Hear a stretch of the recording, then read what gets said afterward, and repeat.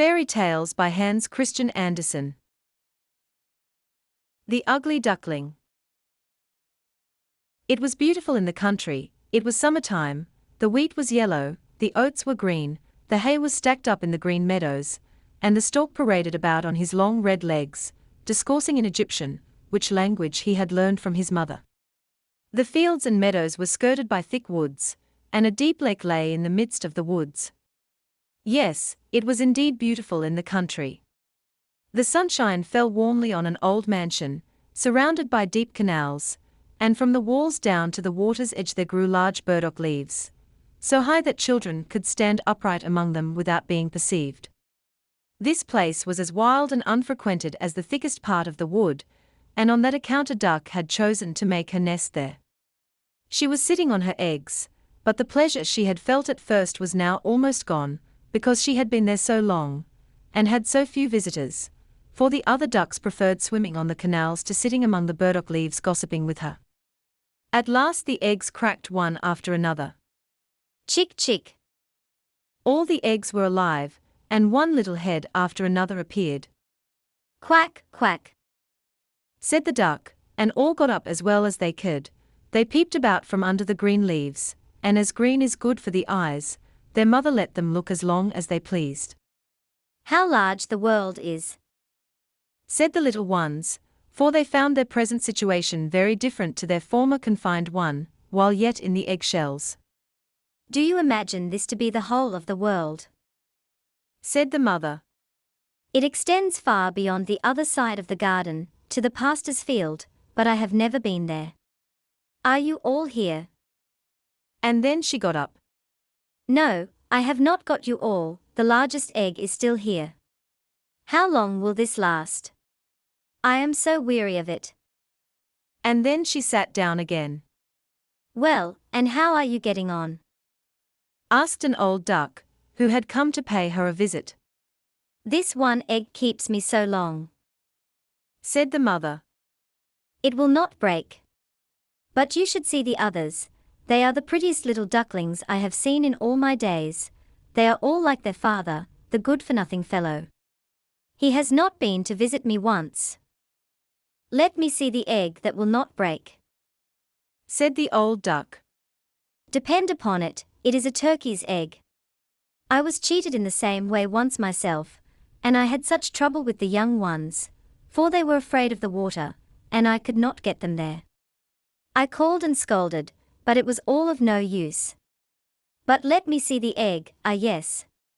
To be sure, that is a turkey's egg. Leave it, and teach the other little ones to swim. I will sit on it a little longer, said the duck. I have been sitting so long, that I may as well spend the harvest here. It is no business of mine, said the old duck, and away she waddled. The great egg burst at last. Chick, chick, said the little one, and out it tumbled, but oh, how large and ugly it was. The duck looked at it. That is a great, strong creature, said she. None of the others are at all like it. Can it be a young turkey cock? Well, we shall soon find out. It must go into the water, though I push it in myself. The next day there was delightful weather, and the sun shone warmly upon all the green leaves when Mother Duck with all her family went down to the canal. Plump she went into the water. Quack, quack, cried she, and one duckling after another jumped in. The water closed over their heads, but all came up again, and swam together in the pleasantest manner. Their legs moved without effort. All were there, even the ugly grey one. No, it is not a turkey, said the old duck. Only see how prettily it moves its legs, how upright it holds itself. It is my own child. It is also really very pretty when one looks more closely at it. Quack, quack, now come with me. I will take you into the world, introduce you in the duckyard, but keep close to me, or someone may tread on you, and beware of the cat. So they came into the duckyard. There was a horrid noise. Two families were quarrelling about the remains of an eel, which in the end was secured by the cat. See, my children, such is the way of the world, said the mother duck, wiping her beak, for she too was fond of roasted eels. "Now use your legs," said she.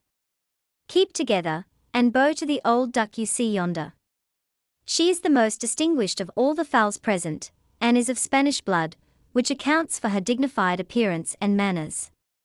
And look, she has a red rag on her leg, that is considered extremely handsome, and is the greatest distinction a duck can have. Don't turn your feet inwards.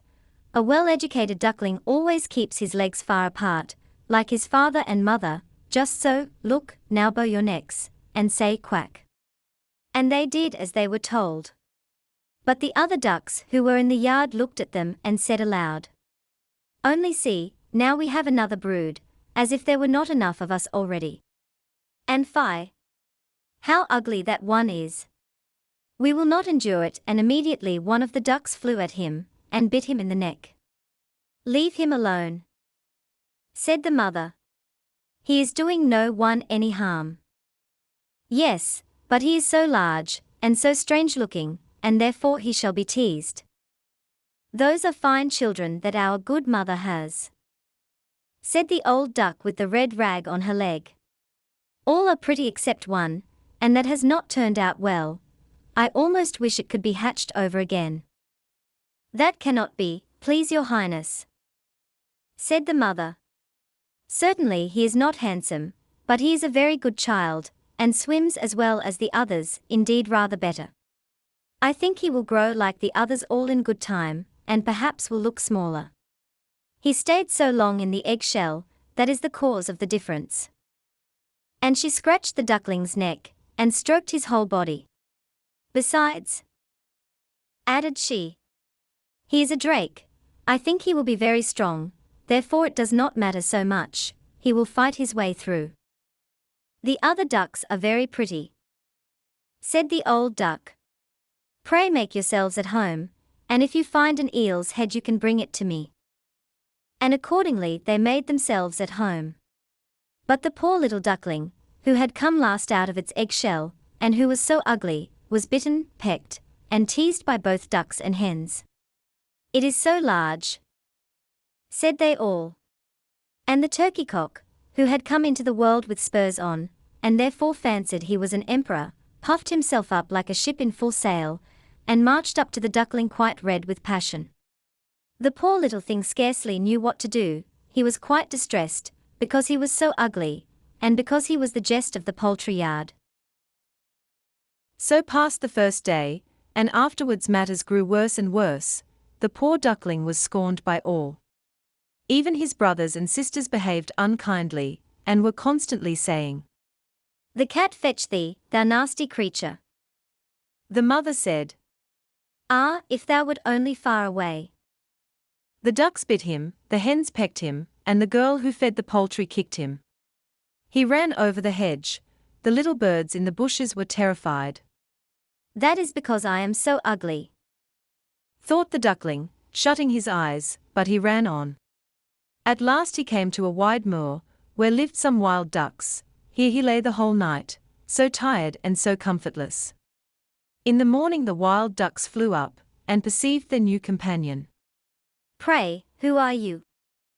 asked they, and our little duckling turned himself in all directions, and greeted them as politely as possible.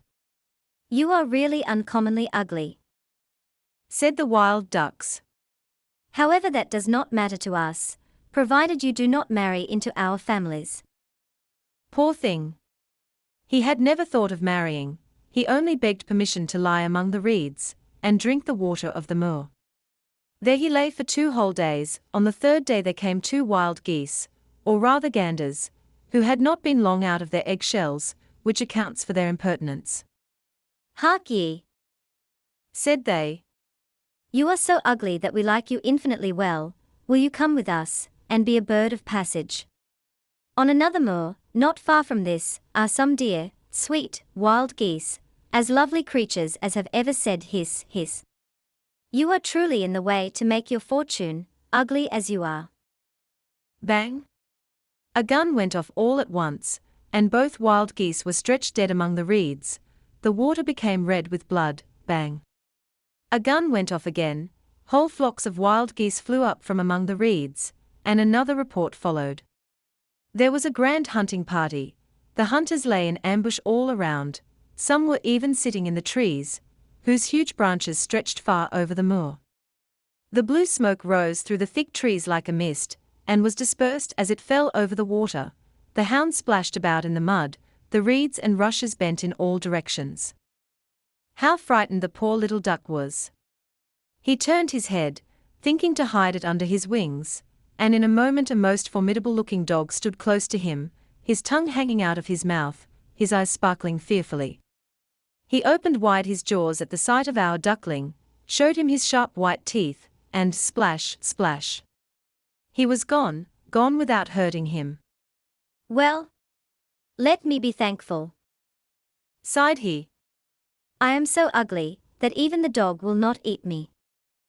And now he lay still, though the shooting continued among the reeds, shot following shot. The noise did not cease till late in the day, and even then the poor little thing dared not stir. He waited several hours before he looked around him, and then hastened away from the moor as fast as he could. He ran over fields and meadows, though the wind was so high that he had some difficulty in proceeding. Towards evening he reached a wretched little hut, so wretched that it knew not on which side to fall, and therefore remained standing. The wind blew violently, so that our poor little duckling was obliged to support himself on his tail, in order to stand against it, but it became worse and worse. He then remarked that the door had lost one of its hinges, and hung so much awry that he could creep through the crevice into the room, which he did. In this room lived an old woman, with her tomcat and her hen, and the cat, whom she called her little son, knew how to set up his back and purr. Indeed, he could even emit sparks when stroked the wrong way. The hen had very short legs, and was therefore called Cuckoo Short Legs. She laid very good eggs, and the old woman loved her as her own child. The next morning the new guest was perceived, the cat began to mew, and the hen to cackle. What is the matter? Asked the old woman, looking round. However, her eyes were not good, so she took the young duckling to be a fat duck who had lost her way. This is a capital catch, said she. I shall now have duck's eggs. If it be not a drake, we must try. And so the duckling was put to the proof for 3 weeks, but no eggs made their appearance. Now the cat was the master of the house, and the hen was the mistress, and they used always to say, "We and the world." For they imagined themselves to be not only the half of the world, but also by far the better half. The duckling thought it was possible to be of a different opinion, but that the hen would not allow. "Can you lay eggs?" asked she. "No." "Well, then, hold your tongue." And the cat said, "Can you set up your back? Can you purr?" "No." "Well, then, you should have no opinion when reasonable persons are speaking." So the duckling sat alone in a corner, and was in a very bad humor. However, he happened to think of the fresh air and bright sunshine, and these thoughts gave him such a strong desire to swim again, that he could not help telling it to the hen. "What ails you?" said the hen. "You have nothing to do, and, therefore, brood over these fancies, either lay eggs, or purr, then you will forget them." "But it is so delicious to swim," said the duckling. "So delicious when the waters close over your head, and you plunge to the bottom." "Well, that is a queer sort of a pleasure," said the hen. "I think you must be crazy." "Not to speak of myself," asked the cat, "he is the most sensible animal I know, whether he would like to swim, or to plunge to the bottom of the water. Ask our mistress, the old woman, there is no one in the world wiser than she. Do you think she would take pleasure in swimming, and in the waters closing over her head?" "You do not understand me," said the duckling. "What, we do not understand you? So you think yourself wiser than the cat, and the old woman, not to speak of myself. Do not fancy any such thing, child, but be thankful for all the kindness that has been shown you. Are you not lodged in a warm room, and have you not the advantage of society from which you can learn something? But you are a simpleton, and it is wearisome to have anything to do with you. Believe me, I wish you well. I tell you unpleasant truths, but it is thus that real friendship is shown.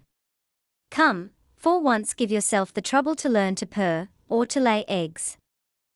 I think I will go out into the wide world again," said the duckling. "Well, go," answered the hen. So the duckling went.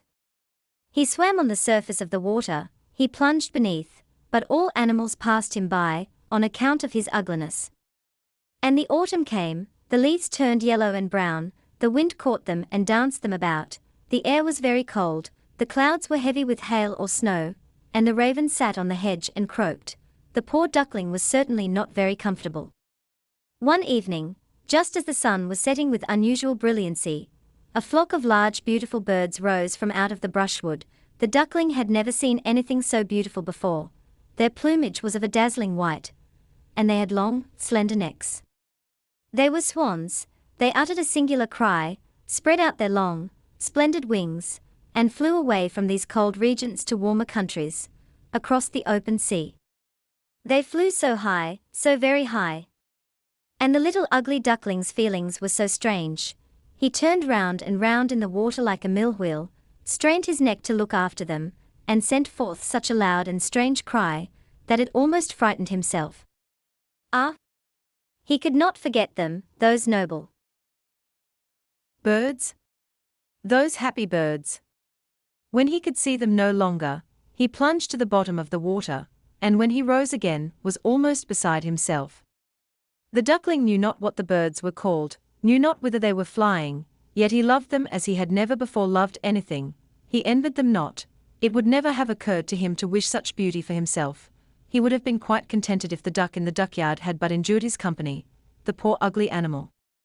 And the winter was so cold, so cold. The duckling was obliged to swim round and round in the water, to keep it from freezing, but every night the opening in which he swam became smaller and smaller. It froze so that the crust of ice crackled. The duckling was obliged to make good use of his legs to prevent the water from freezing entirely. At last, wearied out, he lay stiff and cold in the ice. Early in the morning there passed by a peasant, who saw him, broke the ice in pieces with his wooden shoe, and brought him home to his wife. He now revived. The children would have played with him, but our duckling thought they wished to tease him, and in his terror jumped into the milk pail, so that the milk was spilled about the room. The good woman screamed and clapped her hands. He flew thence into the pan where the butter was kept, and thence into the meal barrel, and out again. And then how strange he looked! The woman screamed, and struck at him with the tongs. The children ran races with each other trying to catch him, and laughed and screamed likewise. It was well for him that the door stood open. He jumped out among the bushes into the new fallen snow. He lay there as in a dream. But it would be too melancholy to relate all the trouble and misery that he was obliged to suffer during the severity of the winter. He was lying on a moor among the reeds, when the sun began to shine warmly again, the larks sang, and beautiful spring had returned. And once more he shook his wings. They were stronger than formerly, and bore him forwards quickly, and before he was well aware of it, he was in a large garden, where the apple trees stood in full bloom, where the syringas sent forth their fragrance, and hung their long green branches down into the winding canal. Oh, everything was so lovely, so full of the freshness of spring. And out of the thicket came 3 beautiful white swans. They displayed their feathers so proudly, and swam so lightly, so lightly. The duckling knew the glorious creatures, and was seized with a strange melancholy. "I will fly to them, those kingly birds," said he. "They will kill me, because I, ugly as I am, have presumed to approach them, but it matters not, better to be killed by them than to be bitten by the ducks, pecked by the hens, kicked by the girl who feeds the poultry, and to have so much to suffer during the winter." He flew into the water, and swam towards the beautiful creatures. They saw him and shot forward to meet him. "Only kill me," said the poor animal, and he bowed his head low, expecting death. But what did he see in the water? He saw beneath him his own form, no longer that of a plump, ugly, grey bird, it was that of a swan. It matters not to have been born in a duckyard, if one has been hatched from a swan's egg. The good creature felt himself really elevated by all the troubles and adversities he had experienced. He could now rightly estimate his own happiness, and the larger swans swam round him, and stroked him with their beaks. Some little children were running about in the garden. They threw grain and bread into the water, and the youngest exclaimed, "There is a new one." The others also cried out, "Yes, there is a new swan come." and they clapped their hands, and danced around. They ran to their father and mother, bread and cake were thrown into the water, and every one said, "The new one is the best, so young, and so beautiful." And the old swans bowed before him. The young swan felt quite ashamed, and hid his head under his wings. He scarcely knew what to do, he was all too happy, but still not proud, for a good heart is never proud. He remembered how he had been persecuted and derided, and he now heard every one say he was the most beautiful of all beautiful birds. The syringas bent down their branches towards him low into the water, and the sun shone so warmly and brightly, he shook his feathers, stretched his slender neck, and in the joy of his heart said, "How little did I dream of so much happiness, when I was the ugly, despised duckling."